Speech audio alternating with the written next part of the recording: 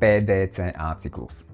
PDCA cyklus je metóda, ktorá sa používa na riadenie podnikových procesov, výrobných procesov alebo procesov kontinuálneho zlepšovania. Slúži na systematickú, čiže nielen takú pocitovú realizáciu zlepšovacích opatrení, ktorých účinok sa po zavedení jednoznačne vyhodnocuje a v prípade úspechu aj štandardizuje.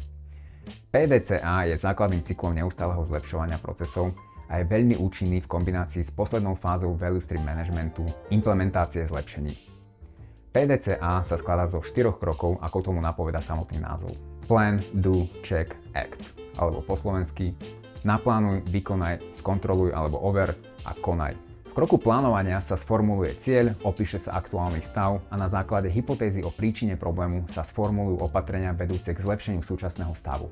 Následne v kroku do alebo vykonaj sa zrealizujú nápravné opatrenia a systém sa pozoruje. V kroku overovania sa analyzujú dosiahnuté namerané výsledky a porovnajú sa s definovaným cieľom. No a na záver, v prípade úspechu sa v kroku konaj cyklus ukončí a nové nastavenia procesu sa štandardizujú a zavedú aj do ďalších tímov alebo projektov.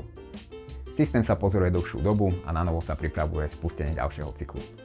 Tento postup vychádza z vedeckej metódy skúmania problému. Hypotéza, skúmanie, vyhodnotenie.